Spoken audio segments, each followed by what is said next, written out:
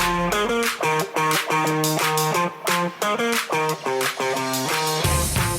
everybody, welcome to Leading for Life Stories Season 2.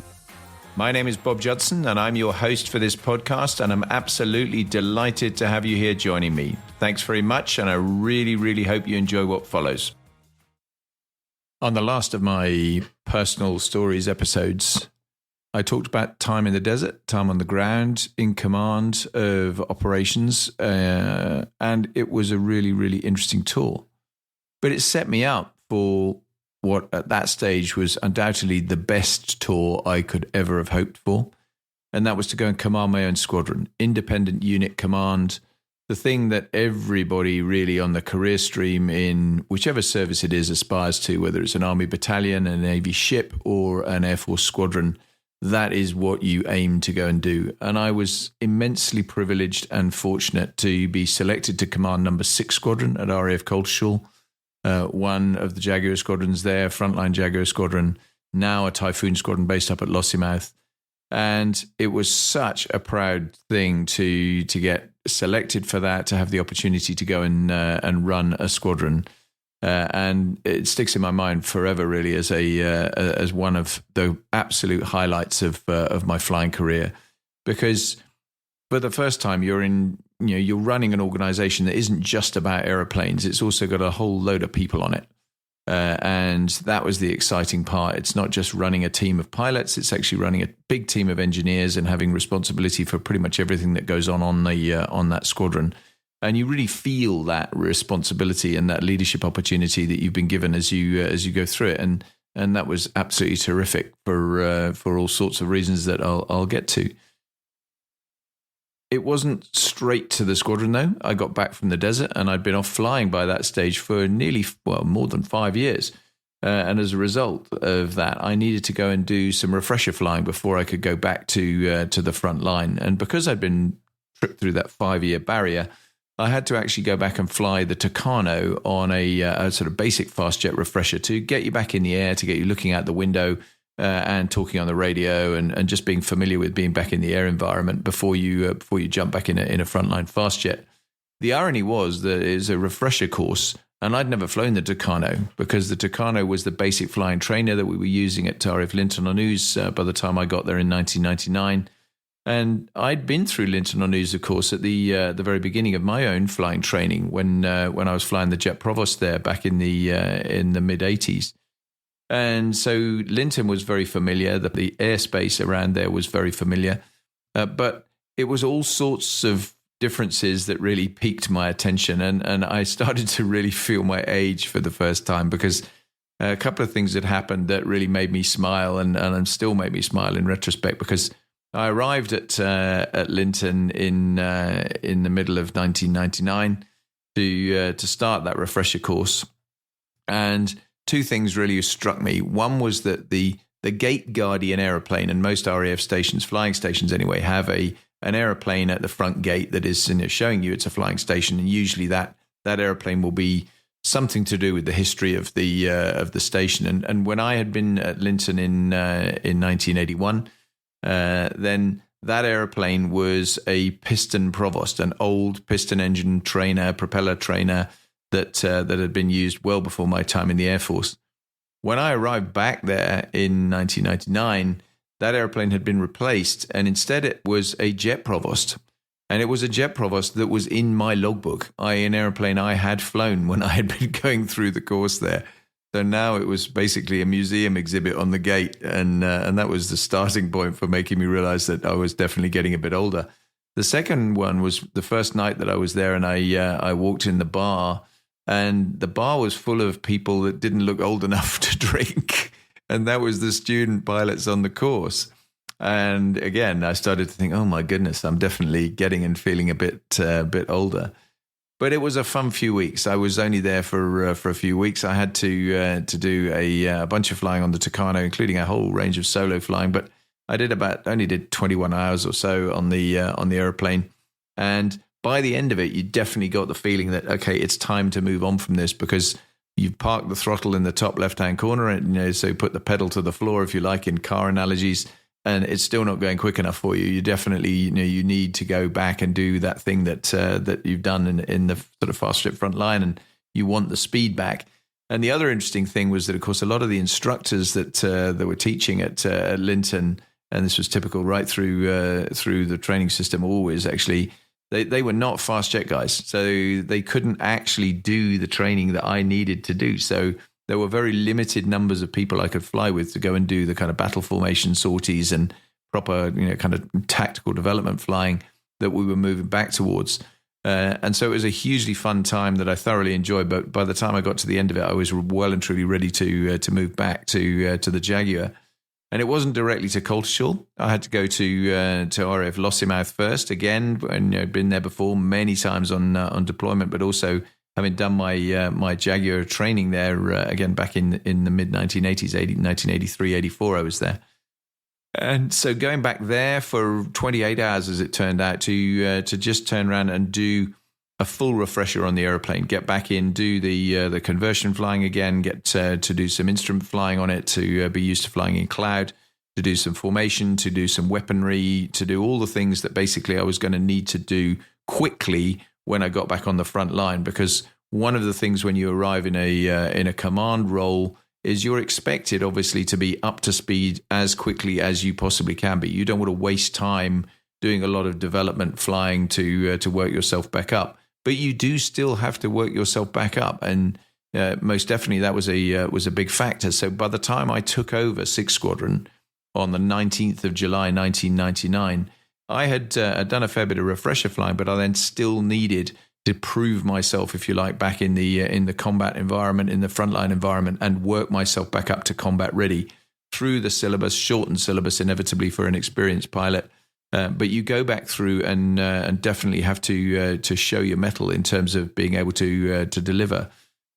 And it was interesting because I think when I look at it now, as a squadron boss, you have so many more responsibilities than you did as a flight commander, which was my first ever taste of command on the front line.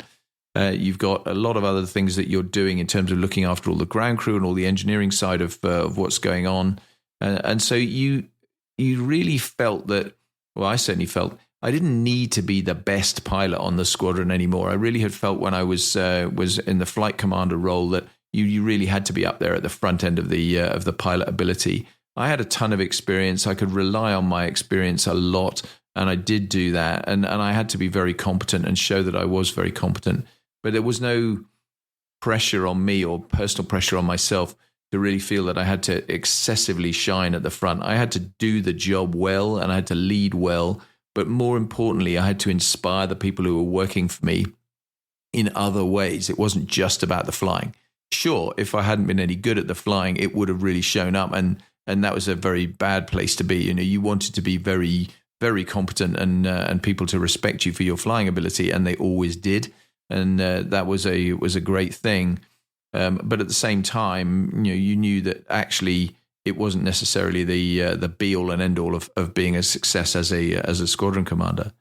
So what's different as a squadron boss? Well, instead of just having, as I had as a flight commander, about half a dozen or so pilots who were working for me directly, this time I had all the pilots, so 18 pilots on a Jaguar squadron, a senior engineering officer, a junior engineering officer, intelligence officer, a ground liaison officer, an army officer who was attached to the squadron because we were obviously mainly focused in the ground attack kind of role, and about 150 ground crew, and of course 12 aeroplanes, and so quite a big train set that you're playing with as a squadron boss, and getting your arms around that, understanding what was different about running an organization like that to previously having been almost solely focused on the flying piece of what you did. That was a big deal. And you're also one of the station executives, so one of the senior leadership team on the station, working for the station commander. So fitting in and around all that wider station hierarchy work to advise the station commander on a whole range of different things, take command of the station periodically for him when he was away. Those sorts of things were all in play there, and it was a much different job. But there was still a lot of flying to do, and the flying was amazing. And I just was really lucky for the time that I was there, because, as I say, I arrived in July 1999. Almost immediately, we went to the Royal International Air Tattoo. And one of the very first things I did as a squadron boss was I did a thing called a missing man fly past for Queen Noor of Jordan. Why? Because 6th Squadron has, and for a very long time, had a very special relationship with the Jordanian Air Force, and particularly with 6th Squadron Jordanian Air Force, Royal Jordanian Air Force. And and King Hussein had recently passed away, and consequently we needed to do a fly past for his widow, Queen Noor, at Riyadh. And way back in time, so a long time prior to that, we'd had a squadron standard presented to us by King Abdullah I of Jordan. So that's how tight the link is. It was the only squadron, 6th Squadron remains the only squadron in the RAF that has 2 royal standards, one presented by Her Majesty the Queen in my day, and also obviously the one presented by King Abdullah. And so that's a very special thing that we had, and a special relationship we had. And not only did we do the missing man fly past, very quickly after that, we actually did a deployment to Jordan. And we took the airplanes there to go and do a bunch of operational low flying there and work with the Jordanian Air Force for a chunk of time. And there was a British Army regiment out there as well who were on a separate exercise, but we worked closely with them as well to do some of what we did best. And the flying there was incredible fun. I mean, we were flying around at 100 feet in a country where the population is pretty sparse, apart from in the built up areas, and so you really can do the job you're training to do very, very effectively. And it was huge fun to go and do that. The other thing that really characterized my whole tour was we were on operational duty, if you like, for the entire time I was in Command of 6th Squadron. So the Jaguar Force was doing Operation Warden, later called Operation Resonate North. That was the no-fly zone patrolling operation in northern Iraq, north of the 36th parallel that I had done previously when I was a flight commander. The Harrier Force had done their stint, and then the Jaguar Force had taken back over before I came into command. And in fact, when I arrived on the squadron, we were on operations at that point. So fairly quickly, I went out and visited the guys that were doing that, but I couldn't actually fly until I got myself back combat ready and was fully up to speed, which obviously I did subsequently, and I did a several stints on operations during the tour itself. We did a range of other things that were just very, very memorable. We carried out a squadron exchange to France, to Landivisiau in France. I got to fire a missile off the top of the wing, which was the first time I'd ever done that. So the missiles were mounted over the wing by that stage on the airplane, and firing an AIM-9L Sidewinder missile at Aberporth range off the west coast of Wales, off the top of the wing. It was a hell of an experience and was enormous fun. And probably the biggest thing for me in terms of the flying work that we did there were 3 major detachments. We did a Maple Flag detachment, an exercise Maple Flag detachment to Canada, which is one of the very big exercises that the Air Force routinely used to do. And that was, again, tremendous fun, great to do. And I'd been there before, so I kind of knew how that one ran. But what I'd never done was gone to Alaska, and we flew to Alaska to do an exercise called Distant Frontier during the time I was in command, and that was at Eielson Air Force Base, well up in in sort of central Alaska, if you like, about as far north as people live, really, in a country that is by some margin the most beautiful place I've ever visited on the planet. If you ever get a chance to go to Alaska, do not miss that opportunity. It is just stunning. And especially if you are up country, as we were, really out in the wilderness, not only was the flying amazing, but when you got out on the ground and could have a chance to go and visit, it was just the most incredible place. The visibility, I've never seen the like of it. I mean, Canada is pretty special for visibility, but Alaska was on another level. And I can vividly remember running into the airfield with, when we arrived at Eielson, so with 8 jets, all together in the formation. We were coming in to do a kind of big formation arrival, and we had 2 that were still scattered back along the trail as we brought the airplanes across from the UK and obviously air-to-air refueled them across the Atlantic and then staged them across North America through both the USA and Canada. to get them into to where we needed to be in Alaska. But when we arrived and we're running in with our 8 aircraft formation, I'm looking at the airfield thinking, I need to basically call initials. That's 3 miles from the airfield, essentially, as you're running in. You're sort of 30 seconds out from the airfield, and you're calling initials to give everyone else notice that you're running in for the break. And I'm looking into the airplane, and the airplane's telling me that I'm 25 miles away from the airfield, and I cannot be that. You had this weird foreshortening effect. And it was exactly the same later that day. We were sat in a bar in Fairbanks, which is the town immediately adjacent to where we were, and looking at the Alaska range of the Rocky Mountains, which were 90 miles away, 90 miles away. But they looked as though they were in your backyard. It was just the most amazing place because there's no pollution, nothing that's corrupting the air, and you can just see forever. And of course, it was summer. It's way north. You're getting the midnight sun type effect. So we're at 11:30 at night, and it's still hot sun that's burning on you as you're sat in the outside there. Quite an amazing place, really, really extraordinary. But the final thing that I wanted to touch on in terms of the flying experience was we did and led the night workup for the Jaguar. The Jaguar had historically, from its very inception back in the 1970s, been largely a day-only airplane. We'd always done some night flying, and we'd had a night roll in the nuclear roll back in the day when we were in Germany, where we could go and do some night flying, and actually, in theory, have a night low-level roll. But we never really seriously practiced that. It was a kind of in extremis would just have had a go, and I think it would probably have ended pretty badly as a result.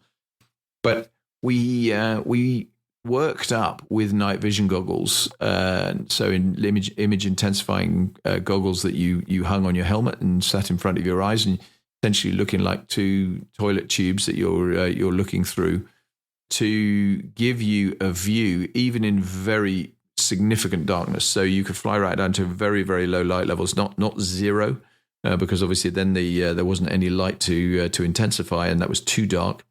But we could fly on pretty dark nights. And we didn't have any other aids. The Jaguar has no radar, it has no forward-looking infrared or any other sensors that were going to aid you in that environment. So doing that night low-level workup was something that was really quite extraordinary because, as I say, it had never been done before. And we wanted to turn around and prove that we could basically deliver in the attack role and the reconnaissance role and do everything that we were doing by day, but do it by night.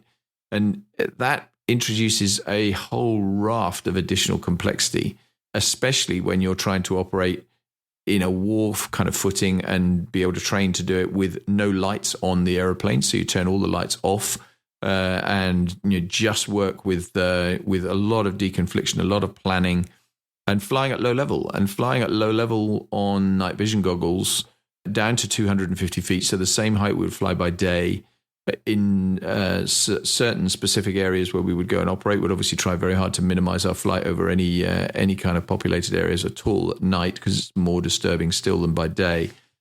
And that was just extraordinary. And I can remember again in flying in Scotland after on some of our sorties, where you're flying down valleys in Scotland at night, looking through the image intensifiers, and you'll have seen these sort of things on the television where you get a kind of green image, which is what you get. And you could look, because of the way the goggles are mounted on your helmet, you could actually lift your head up a little bit and peer underneath the goggles to get a view of what's actually like. If I wasn't looking through the goggles, what am I seeing?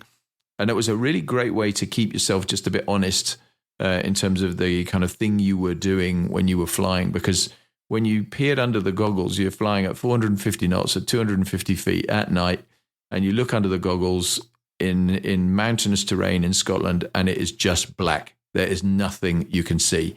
And so, pretty quickly, obviously, you look back through the goggles to see where you're going again.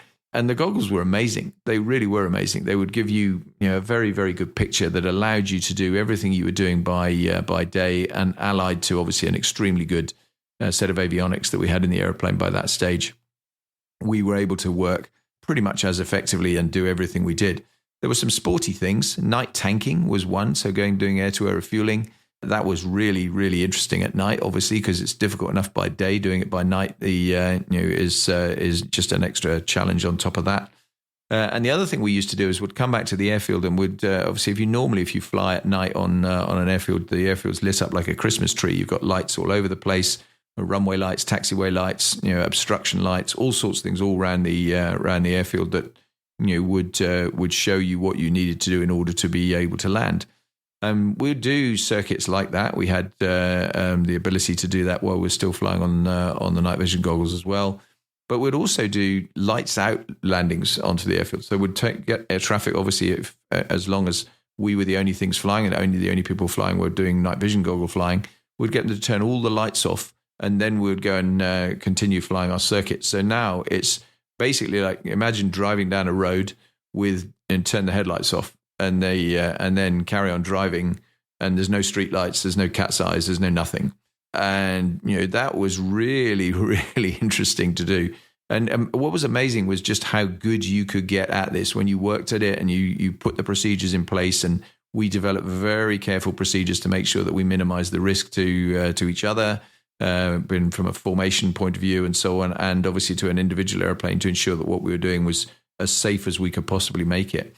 That was so satisfying to take the Jaguar force as a whole, with 6th Squadron in the lead of it, to a full night declaration. And we sort of culminated that by going and doing a thing called the Tactical Leadership Training Program, where it was a big exercise that was run at night, where we were working now with other types of aircraft, delivering full combat effect, but not in the daytime. And so unusual for us to have done that. There are airplanes like the Tornado where they spend and have spent for years a lot of time flying at night because they have radars and forward-looking infrared and so on as well. But without that, obviously, it added a whole extra frisson of challenge, and that was tremendously satisfying. But I think it would be remiss of me not to return back to the bigger thing about Squadron Command and the leadership aspects of Squadron Command on a podcast where I try and focus a lot around leadership, because it was definitely all the way through that tour, 2.5 years until I finished in January of 2002, where I was leading the whole team, and you're responsible for inspiring that team, the ground crew foremost amongst them. We as pilots, we tended to grow up slightly in isolation of the ground crew. The ground crew service the airplanes, a vital component of any Air Force squadron to turn around and bring get the airplanes to you so you go and fly them, and you are the top of a big machine that is underneath you that's creating the conditions for you to go flying. And as a squadron commander, you really keenly felt that. You had a team of senior NCOs and a team of junior NCOs and airmen underneath them, and an admin team on the squadron and so on and so forth as well, and a wider station structure that you were much more, I guess, kind of aware of as a squadron boss than you'd ever been, prior to that. And it was really where you started to see and feel the whole team that you needed to have in place. And without that whole team there, then basically you didn't have anything. And that was redoubled in terms of a feeling when, I had plenty of opportunities during that tour to do some running of the station. When my boss, the station commander, was away, he would rotate the opportunity amongst his senior execs to command the station while he was away. And that was great experience for us because it gave us the opportunity to effectively practice, if you like, for what was going to come next, which was that next opportunity beyond Squadron Command. And I think up to that point, most people, you kind of, when I joined the Air Force, I never thought I didn't think I was going to be a squadron commander. I clearly joined to learn to fly, looked at one step at a time. And then every time that I got promoted and moved to a different job and started to build the experience, you start going, okay, well, I would like to do this. I'd like to keep going up this particular ladder. And so now you're at a point which is one of the pivotal points on that ladder of running a squadron. You get to this sort of the stage where you're approaching the end of that tour and you go, well, what's next? And the next thing in terms of a big point on that ladder is a station command role. And the practice opportunities to sit there and run the station in the station commander's absence was really, really useful and gave you yet again that real big picture of what's the station like as a whole. How many different components are there to turn around and enable you as a pilot to actually go and do your thing and deliver the effectiveness that the Air Force has actually put you there to go and do. Because without that whole team behind you, you wouldn't do anything at all. And it was really, really, something I was acutely aware of as I went through that. So it was a tour that was really pivotal in my leadership, I think. To get to a point at the end of it where I really felt that I was starting to flex my muscles a little bit as a leader, be in a position where I really felt I'd learned a lot, made a lot of mistakes along the way, behaved different. I behave very differently now, I think, at the end of my Squadron Commander tour to when I'd been a flight commander, for example, where perhaps I was just a little bit too pushy, I suppose, in some ways, but also, it very much was, I guess, relying on the fact that, I have authority here. You will turn around and, and kind of respect me for my authority. Now I properly recognized as a wing commander and as a squadron commander that I needed to inspire people. It's not good enough to be an authoritarian leader in any organization, and that includes the military. You have to be in a position where you are inspiring, leading from the front, persuading people, giving them a proper reason to follow you that isn't just out of curiosity. And so that was a tour that really made a difference from my point of view for that. And I'll never forget it. I got to the end of it. It was my last Jaguar trip. Obviously, I did fly a few Jaguar sorties when I was subsequently a Station Commander Coningsby, but my kind of last combat ready, proper, really up to speed sortie in a Jaguar, leading 12 airplanes at the very end. That was really special. And by the time I finished, 2,400 hours on the airplane, 114 operational missions over a combination of northern Iraq and over Bosnia in the flight commander and tour and the squadron commander tour. A wealth of experience and so many memories that I had over that time, but the vast majority of which were really, really positive ones. And the airplane as well. I mean, a totally different airplane to the one that I'd started flying in Germany all those years before, back in 1983 on the conversion unit, and then 1984 when I arrived on 17 Squadron. I mean, now an immensely capable airplane with a very, very good set of avionics and tremendous accuracy. And that night thing, we'd never done that. We'd never dreamed we'd be able to do that. And suddenly we had actually achieved that. So that's it for this week, really. It was just an amazing tour, amazing tour that I just look back on so fondly. But you got to the end of it and you suddenly go, right, what's next? And what's next, inevitably, at that stage in the Air Force, you're looking, right, okay, it's another ground tour. The number of flying tours is dwindling now, and really finishing as a squadron commander, the only prospect I had to get back in a cockpit again was to go and command a station somewhere. So I was starting immediately to think about how am I actually going to do that, and that's a tale for another day. And I'll get back to that on a different podcast. But I really hope you've enjoyed this one, found it interesting. The feedback, as ever, will be terrific. Subscribe if you haven't already, and I really look forward to speaking to you again soon. Thanks a lot. Bye-bye.